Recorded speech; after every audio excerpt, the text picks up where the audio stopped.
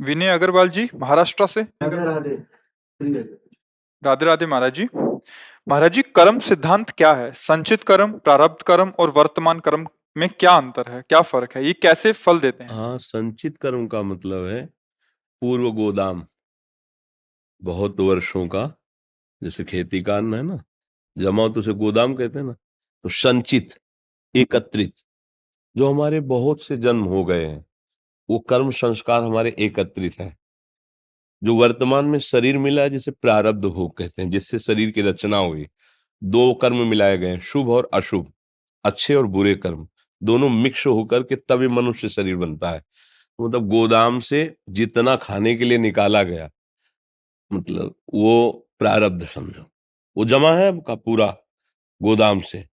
और कुछ दाना नया फेंका खेती में, जिसे क्रियमाण कहते हैं।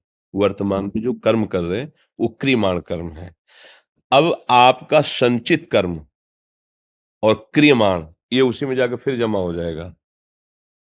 और प्रारब्ध कर्म, तीन कर्म है। अगर केवल पाप कर्म होते तो नरक में जाना होता, केवल पुण्य कर्म होते तो स्वर्ग आदि लोक जाते। दोनों कर्म मिश्रित हुए तो मनुष्य शरीर मिला, मृत्यु लोक आए। अब हमारे जो नवीन कर्म हो रहे हैं, ये अगर हमारे संभल जाए और पीछे गोदाम में कोई आग लगा दे संचित कर्म में, और हमें कोई ऐसी क्षमता दे दे कि जो हमारा प्रारब्ध भोग उसको हम सह जाए, तो हम निकल जाए माया से। बात समझ पा रहे हो? तो क्रियमाण, जबकि रचना ही इसकी हुई है पाप पुण्य दोनों से, शुभ अशुभ से, तो इसके द्वारा दो प्रकार के कर्म होंगे, शुभ और अशुभ। क्योंकि दो प्रकार की बुद्धि सबके अंदर रहती, कुमति और सुमति। शास्त्र विरुद्ध आचरण कराने वाली और धर्म से शास्त्र से चलाने वाली। तो यदि हमको संत महात्माओं का, सदगुरुदेव का, शास्त्र का सानिध्य मिले और हमारी बुद्धि सुमति हो जाए, शास्त्र विरुद्ध आचरण त्याग दे, तो हम पाप कर्म नहीं करेंगे, शुभ कर्म होंगे।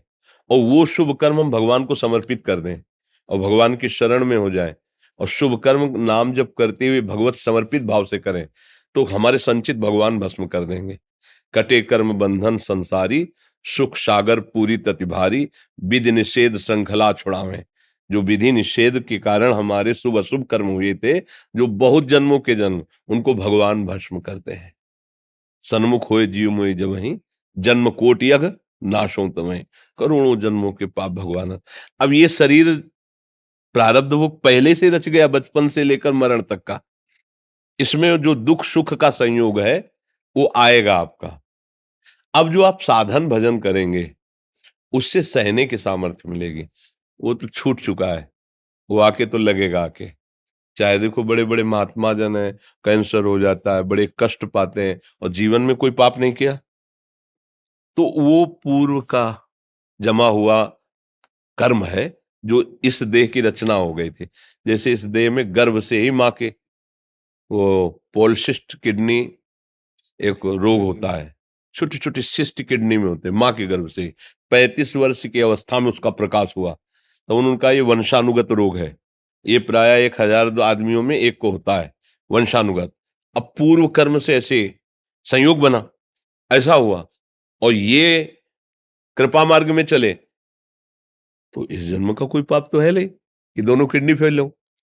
अब क्या हुआ कि भजन जो इस मार्ग में, उसने सहने के सामर्थ्य दे दी। तो ये जो हमारा वर्तमान का कर्म है भगवत शरण में, और ये भागवती कर्म हो रहा है, और भगवान वो पूर्व के संचित कर्मों को भस्म कर दिए, प्रारब्ध को कैसे प्यार से भोगवा रहे हैं। वो तो चर्चा हो रही, तो हम कह रहे हैं कि हमारी किडनी खराब नहीं, तो हमें होश ही नहीं कि हमारी किडनी खराब है। तो ये देखो उनकी कृपा है ना, कि इतने कष्ट में भी वो हमें याद ही नहीं रहने देते कि हमारी किडनी खराब है। कभी कभी तो हम दहाड़ने लगते हैं एकदम वैसे, फिर ये लोग कहते हैं ब्लड प्रेशर हाई हो जाएगा। हमें कहते हैं कि हाई हो लो सब। तो ये हुआ इनके शरण में आने का फल। अब क्या हुआ, पूर्व तो भस्म हो गया और ये समर्पित हो गया, और जिससे शरीर बना था उसे मुस्कुरा के भोग लेते हैं, और बस प्रभु के घर चलते हैं, खत्म हो गया हमारा पूरा हिसाब किताब बराबर। ये होते भगवान का आश्रय लेकर भजन करने से। अगर हमारे फिर गंदे कर्म होते रहे, फिर अभिमान जनित क्रियाएं होती रही तो ये परंपरा चलती रहेगी। पुनरपि जननम पुनरपि मरणम पुनरपि जननी जठरे से। तो ये मनुष्य शरीर मिला है हिसाब किताब बराबर करने के लिए, बराबर कर दो। और ये कर सकते हैं भगवान, उनके हाथ में है, क्योंकि हम अभी तो सुधार रहे हैं उनकी कृपा से, लेकिन पीछे जो स्टॉक जमा है उसमें हमारी पहुंचने की हम आग लगा दें, वो तो भगवान के ही हाथ में है, उसमें तो वही भगवान ही करेंगे। इसलिए शरणागति भगवान की, हे नाथ करुणा। बड़े बड़ों को रोना पड़ा है तभी मालिक क्षमा कर देते हैं, पिता हैं वो क्षमा कर देते। करोड़ों जन्मों के हमारे ऐसी गलतियां, अनजाने में ऐसी गलतियां होती रहती, बड़े बड़े ऋषि मुनियों से हो जाती हैं। तो अपने तो साधारण जीव हैं, कोई कहते हमसे गलती नहीं हुई, तो हम कह रहे हैं अगर तुम्हें जितना याद है उतना में तुम निर्णय करो अपना, अपने न्यायाधीश बनकर, तो आप खुद सोचोगे कि अक्षम्य अपराध हुआ है। प्रत्येक शरीरधारी इस, अगर वो अपना न्यायाधीश बन करके खुद अपना न्याय करे, किसी से कहने की जरूरत नहीं, तो यही सोचेगा भगवान की बड़ी कृपा है जो मैं इस हालत में हूं। अगर कहीं मेरे अपराधों का मुझे दंड दिया जाए तो मैं इस योग्य भी नहीं कि सह पाऊं। देख लो, अंदर से देख लो, एक एक अपराध अगर गिनाए जाए कि ये अपराध ऐसा, ये अपराध ऐसा, ये अपराध ऐसा है, और फिर आप न्याय करो, अपने वकालत की जरूरत नहीं, तो आप खुद ऐसे हो जाओगे कि वास्तविक गलती हुई है, हमसे बहुत गलतियां हुई हैं। बस यहीं से सुधार शुरू हो जाता है।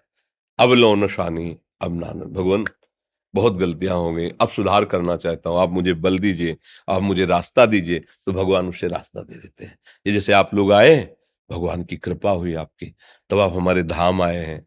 लाडली जी की कृपा से आप बैठ करके सत्संग सुन रहे, भगवत वार्ता सुन रहे। आज के समय में सत्संग, टीवी चला लो, फिल्में देख लो, प्रपंच की बातें करो, इसमें मन लगता है। सत्संग, साधु महात्माओं की बात सुनना, भगवान की बात सुनना, ये बात सोचना कि मेरे कर्म बंधन कैसे नष्ट हो जाए, ये तो भगवान की कृपा से सोचो। कौन सोचता है? वर्तमान के भोगों में इतना प्रमाद युक्त है कि वो सोच ही नहीं रहे कि मेरा क्या होगा, ये तो ये सोच रहे।